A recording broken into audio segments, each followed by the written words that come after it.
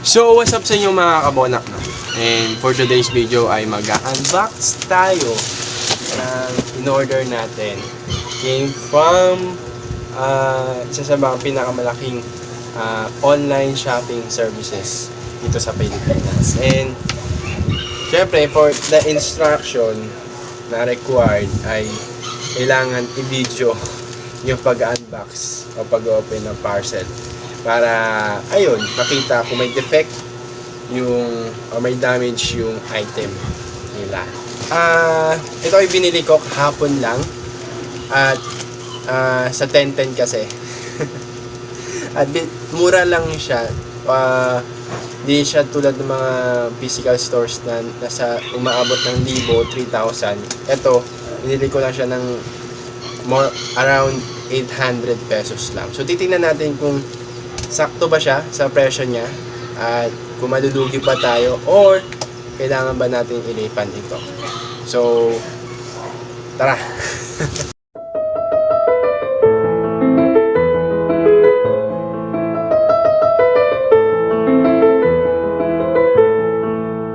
Simulan na natin, no? So, I have screw driver. Wala talaga akong tawag nito, gunting. So, mamanu-manuhin lang natin siya. So, hindi ko siya sisirain yung package, kasi if ever masira, ay kailangan ibalik na maayos. Tapos, kapag di naman sira, yung package kasi ginagawa ko siyang pasok or ginagawa ko siyang planting bed sa aking munting garden. Kasi ang plastic kasi mahirap itapon yan Kung ikaw ay environmental advocates, mahirap siyang itapon kasi malaki ang impact niya sa environment natin, no? Ayan, bubuksan na natin, no? So, Steady box. So, yeah. Steady box. So, sana wala naman siyang defect or wala naman siyang sira. No, sana maayos yung pagkadating ay yung pagka-delivery sa akin para wala nang problema at tuloy-tuloy na siya. Siyempre, ayusin na natin siya, bubuuin na natin siya. So, kung inaabangan nyo kung anong item ito ay office chair na may headrest.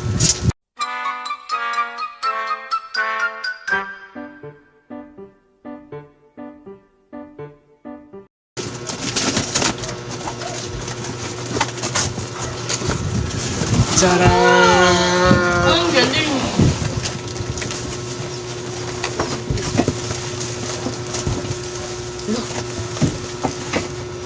Bibigat!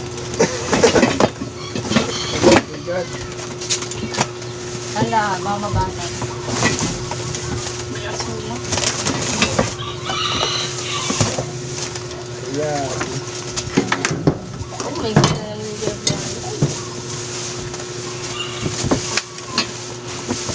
Ano yung card na bayaran mo na? Magkano yan? 800 lang siya.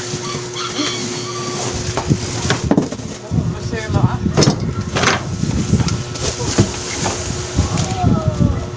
Sabi mo, lamesa. Ang galing ng lamesa mo. Ang galing. So, ayun. Soon after. Natanggal na natin siya sa box. So, ito na yung mga laman niya. So, ito yung parang paanan. Ito yung mga handrails. Tapos ito yung likod. So, kailangan ko talaga itong mga to kasi lagi nakaupo. Ito pong gaming to. Ayan. So, tapos meron ding headrest. Tapos, meron naman binigay na tornilyo, pero di ko alam kung magkakasya siya. Tapos yung parts, no? So, bubuuin natin siya. Ngayon, Ano ito yan? nalaman ko na kung paano siya buuin So, ipapasok mo lang siya. Yung... Ayan. So, ayos na. So, pinost ko siya kanina kasi hindi ko alam kung paano. Ganyan lang pala siya. Yan. Then,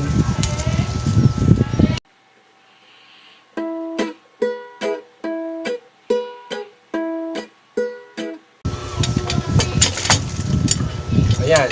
So, maayos na. Then, second part is ito. Hindi ko alam kung paano siya. Pero sana... Hindi ko alam kung paano siya gawin.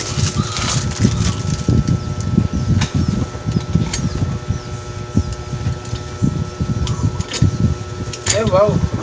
Kumabit na. Hindi pa pala.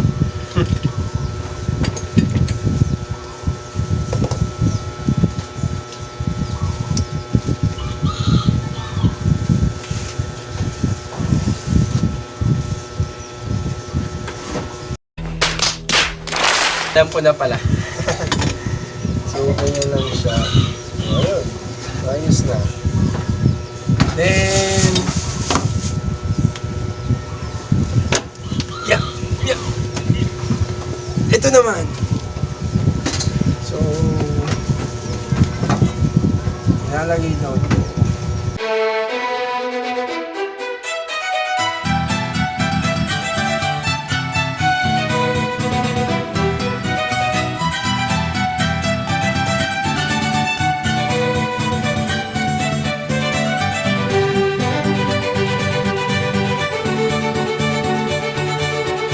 Screw, so pwede siyang Ganyan yun.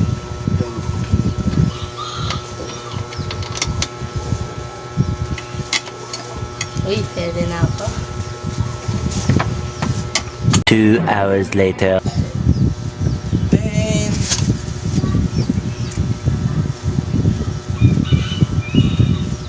papatay natin siya. Oo, no? I don't know why. Wala tumataas. Ah, tumataas ba? Hindi. Bus may mato. Hindi, okay na. Ano na. Pero paano? Pumasok na. Mupo ka nga, Ben. Para matest. Next. Next, ito. Ito. Ito.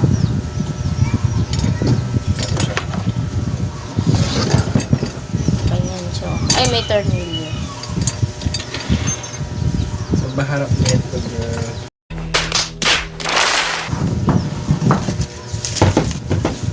Ganito. O, yun o. Ikabit mo muna kaya, tsaka mo na ikabit yung ano, excited si May Kuya. tornilyo dito. Nalita ako. O, di ba may tornilyo? Habang nagkabit mo na yan, dyan mo na ikabit yung ano. Saan? Sa ilalim yun o. Tawag mo. Walang free gift. Ayan. Ay, ito ang tornilyo. So, meron siya. Kakabit na natin yung mga handrails. O, di ba?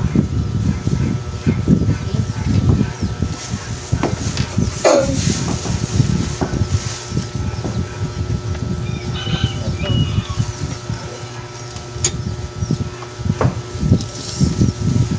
Nabaliktad kaya? Wait lang. Tama lang. Hindi, baliktad nga. Walang ano dito, tornilyo. Baliktad. Baliktad po mga kabonak. Ito yung ano.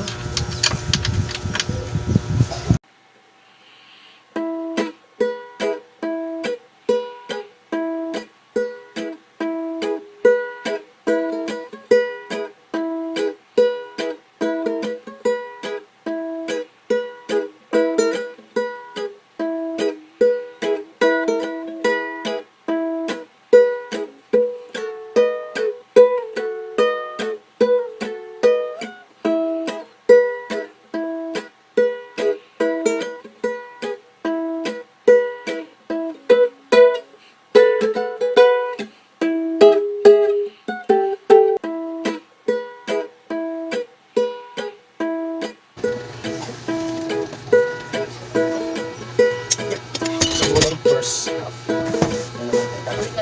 Ano yun ba?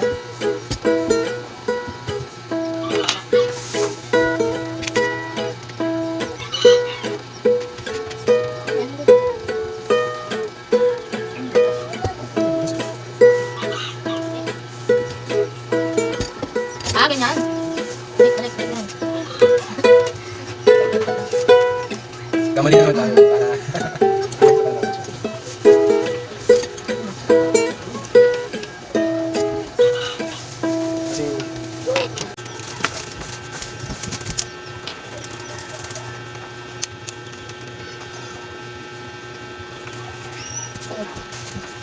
Wow. Wala. Libre ng mga. Katakas ko? Sige. Ilang? Oo. Ilang, Ben? Tapos, kakain. At talaga naman. Ito na po ang final product.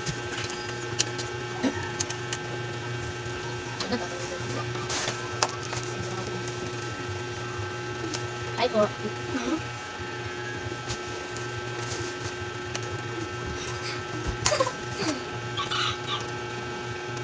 Ayaw ko na. Uy. Ayaw muna kasi yung ano.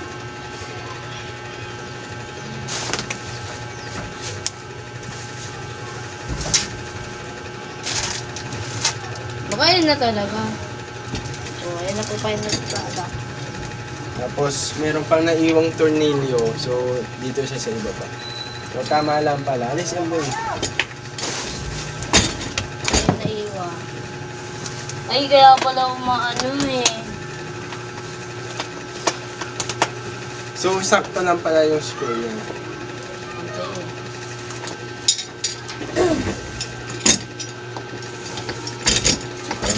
Yan!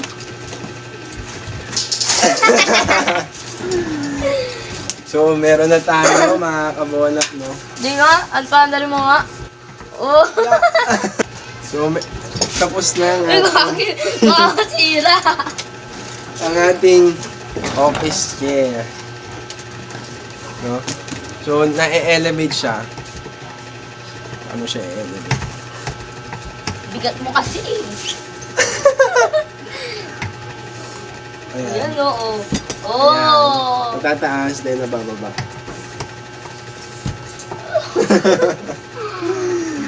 Ayan. Panis!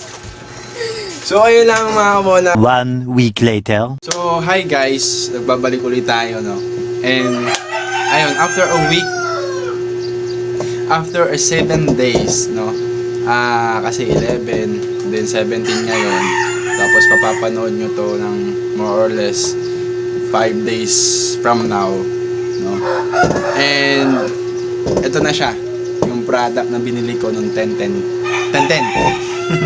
At, sa ngayon, kung honest review man lang ang pag-uusapan at honest na talalakayin yung quality niya bilang isang upuan, bilang isang office chair ay maganda, no? So, may mga flaws, no? Kasi pag gumaganyan ako, may tunog, no? Tapos, hindi ko alam kung yung sahig namin yung di pantay or yung ito ay yung upuan mismo ay hindi siya pantay, no? Pero overall, nakakahiga ka naman dito. Pwede ka matulog. Yung kapatid ko ang isa yung maliit, kung nakikita nyo sa mga vlogs ko, humihiga siya dito. Hindi ko alam kasya pala. Then, ayun, pag nagmuni-muni ka, pwede huminga ka nandito. Makasarap ka. Whatever you think about that on your life, no? At, ayun, kung saan mo to mabibili, check out the description box, no? Sa Lazada, no?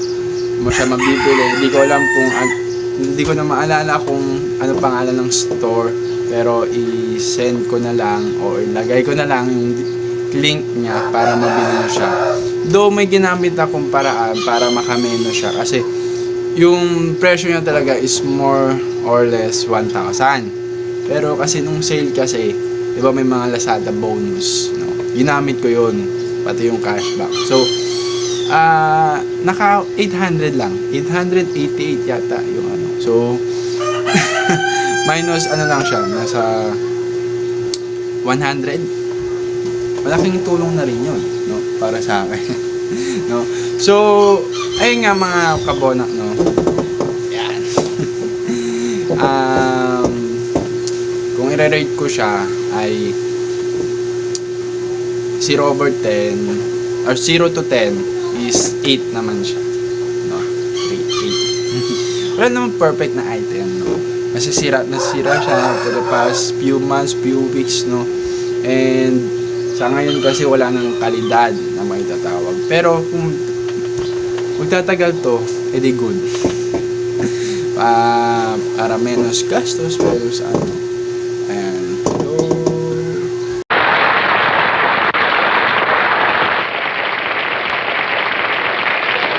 kalimutan na mag-like, comment, share, subscribe sa ating channel. And hanggang sa muli. Wow. Panis. Bonax out. Panis.